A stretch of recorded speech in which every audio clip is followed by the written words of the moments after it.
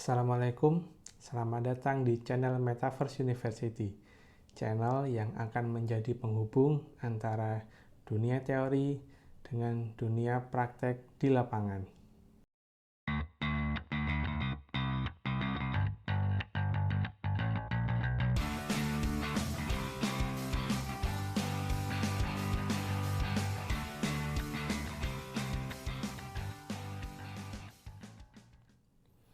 Pada kesempatan kali ini, saya ingin mengajak teman-teman berdiskusi mengenai upaya-upaya apa saja yang bisa kita lakukan untuk meminimalkan kesalahan pemotongan PPh Pasal 21 berdasarkan Peraturan Menteri Keuangan Nomor 168 Tahun 2023.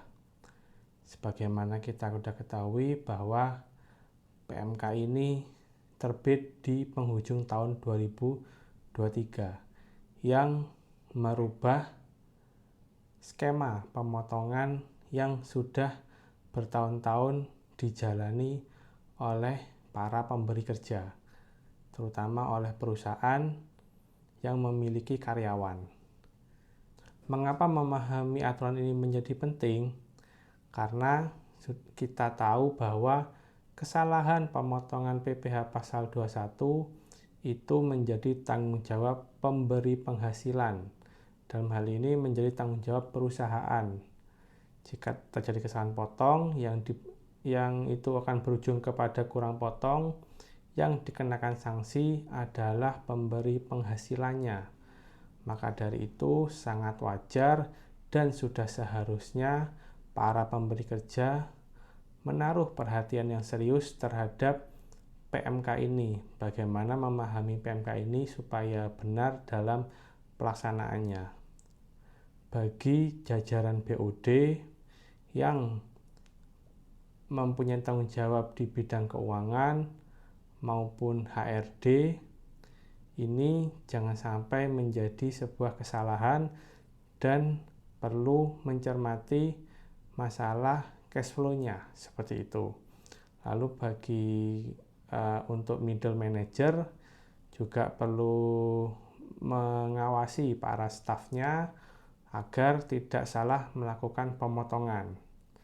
Dan bagi para staf yang langsung menghandle pekerjaan pemotongan PPh Pasal 21, jangan sampai menjadi kesalahan yang nantinya akan berakibat tidak baik. Mungkin paling gampangnya adalah terhadap image perusahaan yang kena sanksi atau melakukan pembetulan SPT seperti itu. Oke, kita mulai dari bab 1 dulu.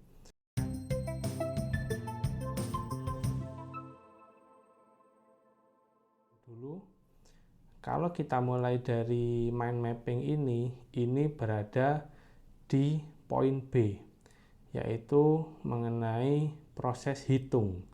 Jadi pemberi kerja, dalam hal ini perusahaan, perlu menghitung berapa potongan PPh Pasal 21 yang seharusnya dipotong atas penghasilan karyawan. Seperti itu. Jadi jangan sampai salah potong. Kalau lebih potong mungkin masih bisa di PBK dan terhindar dari sanksi. Mungkin memang konsekuensinya cash flow perusahaan bisa jadi berpotensi terganggu kalau memang jumlahnya besar. Tapi kalau kurang potong, itu bisa berakibat dikenakan sanksi seperti itu. Karena sebagaimana tertulis di poin C dan poin E, DJP mempunyai kewenangan untuk mengawasi setiap pelaporan SPT yang dilaporkan oleh pajak. Dalam hal ini adalah SPT PPh Pasal 21 yang dilaporkan oleh pemberi kerja atau perusahaan yang jika terdapat indikasi kurang potong, pasti tahap pertama yang dilakukan oleh KPP adalah mengirimkan SP2DK, yaitu meminta keterangan kepada wajib pajak apakah memang benar telah terjadi kurang potong, dan pemberi kerja pasti akan meng-cross check ulang apakah pemotongan dan pelaporannya sudah sesuai dengan aturan. Seperti itu. Jadi kita perlu memahami poin B agar jangan sampailah pemberi kerja atau perusahaan itu dikirimkan SP2DK oleh KPP. Dalam hal ini khususnya mengenai pemotongan PPh pasal 21. Jika kita berbicara di ranah filosofisnya dulu, PMK 168 tahun 2023 ini mengatur tentang apa sih? Jadi PMK ini mengatur tentang petunjuk pelaksanaan pemotongan pajak atas penghasilan sehubungan dengan pekerjaan, jasa, dan atau kegiatan orang pribadi. Seperti itu. Jadi ini merupakan PMK mengenai PPh pasal 21 pegawai. Umumnya kita sebut dengan seperti itu. Mengapa PMK ini perlu diterbitkan?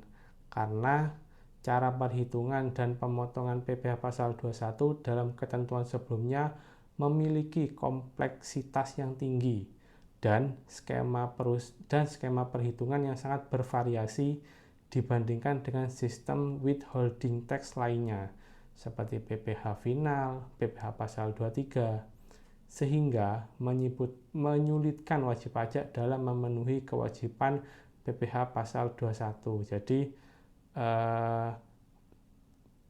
keluarnya aturan ini diharapkan bisa menurunkan kesalahan wajib pajak dalam hal melakukan pemotongan PPh pasal 21.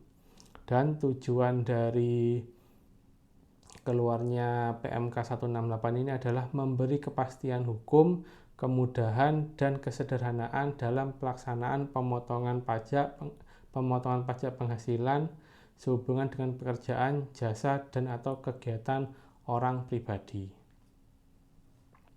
Substansi dari PMK ini adalah pertama, simplifikasi cara perhitungan atas pemotongan PPh pasal 21 melalui penggunaan tabel tarif efektif.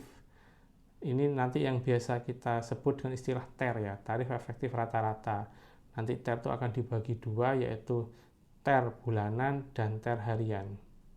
Saya lanjutkan, melalui penggunaan tabel tarif efektif untuk menghitung kewajiban PPh pasal 21 masa pajak selain masa pajak terakhir. Jadi khususnya kan ini merubah tata cara pemotongan PPh pasal 21 di bulan Januari sampai dengan November. Ini kondisi normalnya seperti itu. Kondisi normalnya semua pegawai bekerja penuh dalam 1 tahun, seperti itu. Yang kedua, cara perhitungan PPh setahun tetap menggunakan tarif pasal 17 ayat 1 huruf A Undang-Undang PPh seperti ketentuan sebelumnya. Konsekuensi dari poin 2 ini adalah penerapan kebijakan tarif efektif tidak memberikan tambahan beban pajak baru bagi masyarakat. Ini perlu digarisbawahi, tidak memberikan tambahan beban pajak baru bagi masyarakat atau pegawai, karena perhitungan kewajiban PPh pasal 21 setahun menggunakan tarif yang sama dengan ketentuan yang sebelumnya. Jadi secara umum ini bisa jadi nanti akan menimbulkan perbedaan pemotongan PPh pasal 21 per bulannya jika dibandingkan dengan ketentuan sebelumnya. Per bulannya ini adalah untuk masa Januari sampai November. Bisa jadi nanti ada yang lebih tinggi dari skema atau aturan sebelumnya, lebih rendah ataupun sama, tergantung kondisi pegawainya seperti itu. Tapi hal itu semua kan nanti akan dihitung ulang di bulan Desember dan akan dianggap sebagai cicilan, sehingga nanti akan mengakibatkan di bulan Desember nanti tinggal bayar kurangnya berapa, seperti itu. Oke, kita sudah dapat poin pentingnya itu tadi. Yang penting tidak ada perubahan tambahan beban pajak baru, masih sama dengan sebelumnya. Lalu pihak-pihak yang berkepentingan dalam penerapan PMK 168 ini siapa saja? Pertama, pemotong pajak atau pemberi penghasilan sebagai pihak yang diberi mandat untuk melakukan pemotongan, penyetoran, dan pelaporan sekaligus membuat bukti potong PPh pasal 21 dan 26. Lalu yang kedua, penerima bukti potong, dalam hal ini pegawai ya. Ini ditegaskan bahwa para penerima penghasilan itu mempunyai hak untuk menerima bukti potong dari pemotong pajak dan wajib melaporkan seluruh penghasilan yang telah diterima atau diperoleh, baik yang telah dipotong pajak penghasilan maupun tidak dipotong pajak penghasilan, yang bersifat final maupun tidak final, dan yang bukan merupakan objek PPh dalam surat pemberitahuan tahunan pajak penghasilan orang pribadi. Jadi menegaskan bahwa semua bukti potong yang diterima oleh penerima penghasilan itu wajib dilaporkan dalam SPT. Jadi ada dua pihak yang terkena dampaknya seperti itu. Lalu dampaknya di laporan keuangan atas PMK ini seperti apa? Pertama, yang jelas kesalahan pemotongan dan keterlambatan penyetoran PPh pasal 21 merupakan tanggung jawab pemotong pajak. Makanya pada saat PMK ini terbit, para perusahaan itu menjadi sangat concern ya untuk memahami aturan ini. Jangan sampai ini menjadi kesalahan seperti itu. Lalu pemotong PPh pasal 21 wajib mengembalikan kelebihan PPh pasal 21 kepada pihak yang dipotong. Dalam hal ini dalam hal terjadi kelebihan potong seperti itu. Ini biasanya poin 2 ini terjadi ketika ada pegawai yang resign tidak di akhir tahun seperti itu. Lalu yang ketiga, dalam hal terjadi kelebihan penyetoran PPh pasal 21 atas kelebihan sektor tersebut dapat dikompensasikan ke masa berikutnya melalui pelaporan SPT PPh pasal 21. Dan penerima penghasilan mempunyai hak untuk menerima bukti potong. Jadi kalau kita lihat di laporan keuangan, di situ kan ada utang pajak ya, pasti poin ini akan terkena dampaknya seperti itu. Jadi mungkin ketika ini ada perusahaan yang memberikan tunjangan PPh kepada pegawainya dan perusahaan itu menyusun laporan keuangan triwulanan, biasanya ini terjadi di perusahaan TBK. Untuk laporan keuangan kuartal 1, kuartal 2, dan kuartal 3, jika dibandingkan dengan laporan keuangan periode yang sama tahun sebelumnya, bisa jadi ada perubahan, bisa signifikan, bisa tidak signifikan. Lalu di PSAK mengenai PMK 168 ini, PSAK nomor berapa yang bersinggungan? PMK 168 ini bersinggungan dengan PSAK nomor 24, yaitu imbalan kerja mengatur akuntansi dan pengungkapan oleh pemberi kerja untuk imbalan kerja. Imbalan kerja yang dimaksud dalam PSAK 24 ini diantaranya imbalan kerja jangka pendek, pesangon, imbalan pasca kerja, dan imbalan kerja jangka panjang seperti itu. Lalu mengenai hierarki PMK 168 tahun 2023 ini, kalau dari level undang-undangnya masih sama ya, mengacu kepada pasal 17 dan pasal 21 Undang-Undang PPh. Lalu mengenai aturan turunan di bawahnya, mengenai peraturan pemerintah, sebelumnya diatur di PP nomor 80 tahun 2010.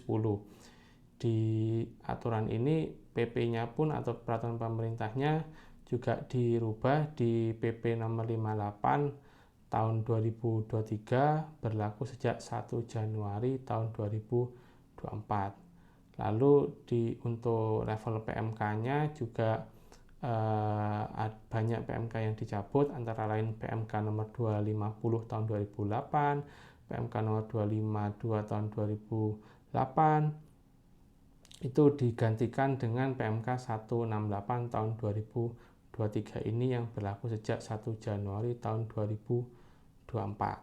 Jadi hierarkinya seperti ini ya. Ini teman-teman bisa sebagai bahan perbandingan mulai level manakah peraturannya diganti. Kan ada tuh yang biasanya cuma level PMK-nya aja diganti, level atasnya masih sama. Ini level undang-undangnya masih sama, tapi mulai PP-nya ke bawah sudah diganti.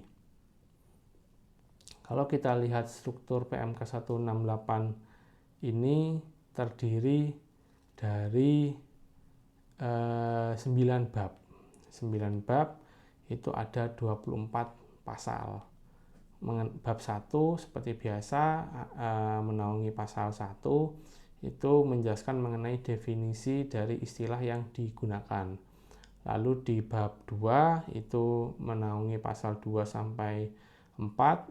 Itu pasal 2-nya itu menjelaskan pihak yang diberi kewajiban melakukan pemotongan pajak dan pihak yang dibebaskan dari pemotongan pajak.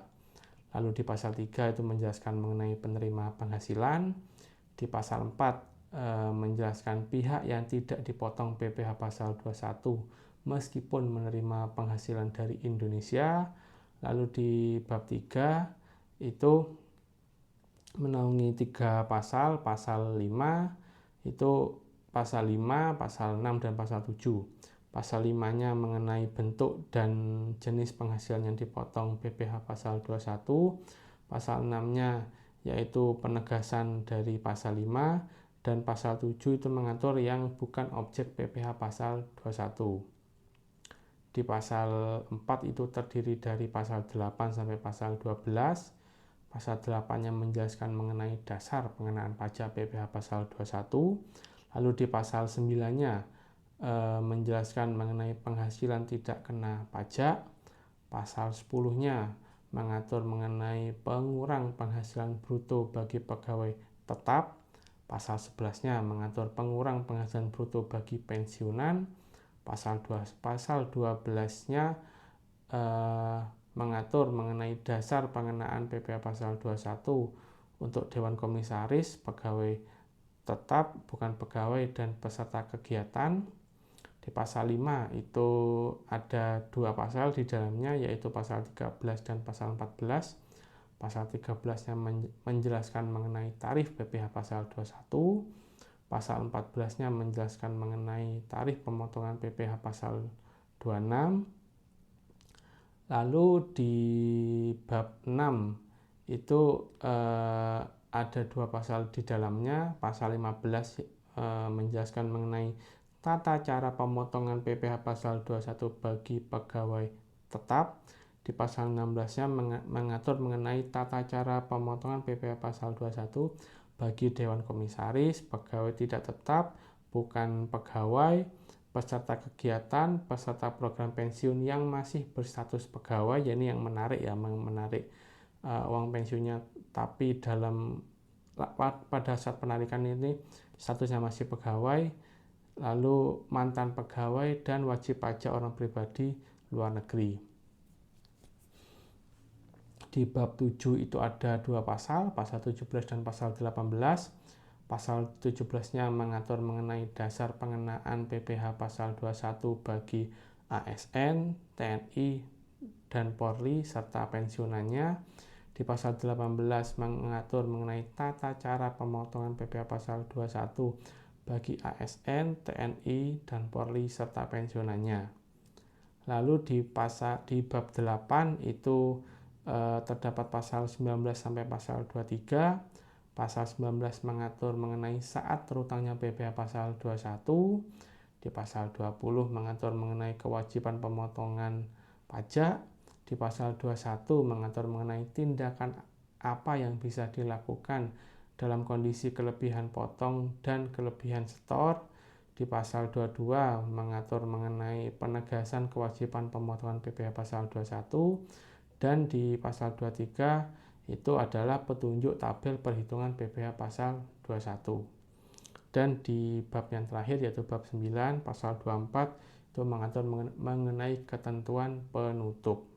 Itu adalah struktur PMK 168 yang akan kita diskusikan ke depannya. Oke, kita sekarang coba masuk ke hal yang lebih detail mengenai aturan ini.